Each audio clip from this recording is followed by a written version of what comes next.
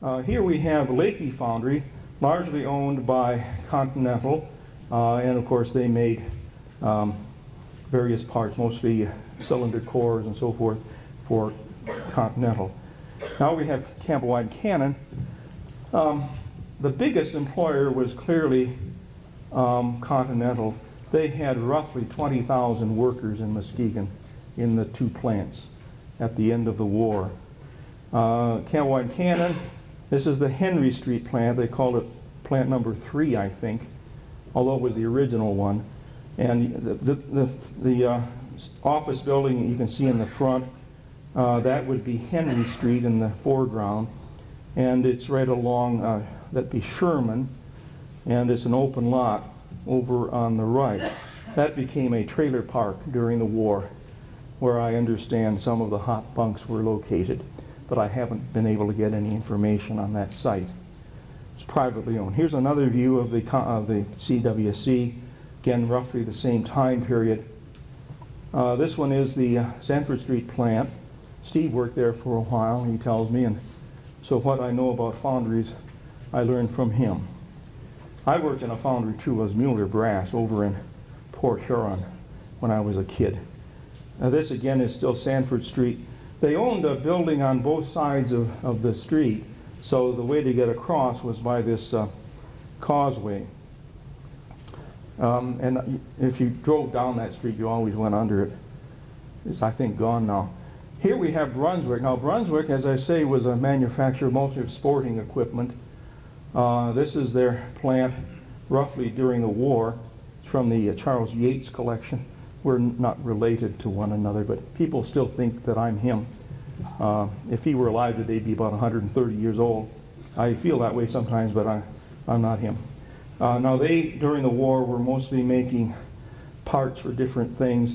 They had flare guns and flares. They had parts for a glider. I'll show you the glider. Here's another view of Brunswick. This is the glider.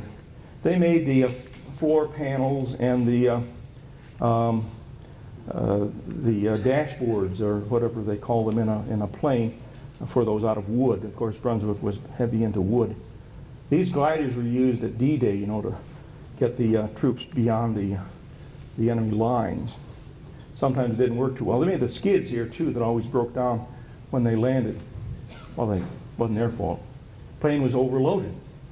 This one shows a couple of Rosies fitting an engine. This is not a local picture, but I found it in a Brunswick book. Brunswick made parts for these planes, but not the actual engines or not the actual planes. But of course, it's a nice picture. Here we have the Norge. Some people call it the Norge. There wasn't a kid in Muskegon who had never obtained a Norge tin. In other words, these were panels from making refrigerators or stoves, and they got them out in the wintertime and they used them for sleds. And they'd slide down the hills and have a grand old, plus they were free, if you could get one. Another picture of the Norge plant. That one again is in the Heights. Seal Power, of course, they were a big company prior to the war, continued to be a big company after the war. They made piston rings and some other projects. They made them as small as 3/8 of an inch for lawnmowers and such, up to, I'm told, 30 inches in diameter.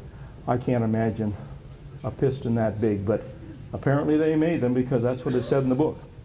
Another view of Seal Power, big corporation. Here's Piston Ring, made the same kinds of things. Their customers were a little bit different, but they made for Hudson Motor Car Company and many other companies, but during the war they made them for the war. Now here's one of the few companies that actually had a finished product that you could use, the Fitzjohn Bus Company. And as you can see, they were marketing to military bases. In other words, these soldiers and sailors had to move from one place to another for training or for KP or whatever it was, and so they would use these buses obtained from this Muskegon-based company.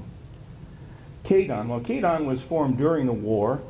The owner was John Froenthal. The theater is now named for him. He bought it and donated it to the city, Michigan Theater. And they made ball bearings and bearing mountings. Started in 41, just as the war commenced, and of course it became a large company. Now, this is the type of bearings they made. Now, that wasn't one for the military, that was one for some other application, but it's a good illustration of the kind of thing they were doing. Now here, this building is still there, it's called the Amazon building. It had been there for 100 years or so. It has been there, now a condominium. It was built as a knitting factory. During the war, they were making children's underwear. It was an old design, people weren't wearing them any longer, but they did get a small contract to make underwear for the military, but it wasn't enough, and they folded during the war. Most of their employees were women. They had always been women, and of course before the war started they had lots of women to work.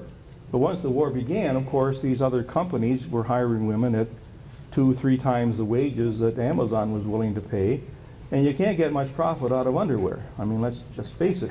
There's just so much, you know. So they could not survive the competition, and they went out of business. Yet another picture of the Amazon.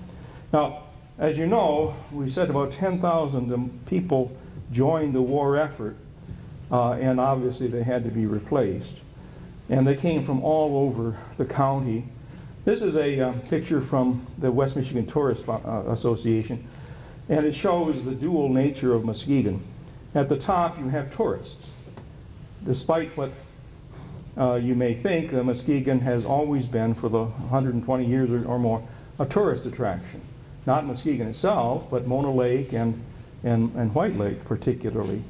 So at the top we have people enjoying a vacation, which was getting difficult, first because of the lack of ration coupons for gasoline, and then the lack of workers.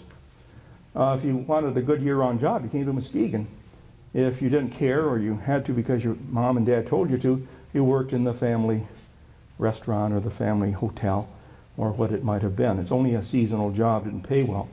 In the lower level, you see all the different jobs that had opened up. You see a woman welding here. You see tanks at the bottom. You see a man working on a machine. Several other elements. It's really a neat picture. Now, as we say, about 19,000 people came to Muskegon, the city, during the war to find work. I always thought most of them came from the south, but the census tells us otherwise. Almost 12,000 of them came from outside Muskegon County. And they were farm workers, they were people who had summer jobs, they were high school students, people who maybe weren't eligible for the draft for whatever reason. Their eyesight was too poor, they had some other problem. And they came to Muskegon, and they were white and they were black and they were Mexican Americans. And they're all represented here in this picture from downtown Muskegon from the 30s or early 40s.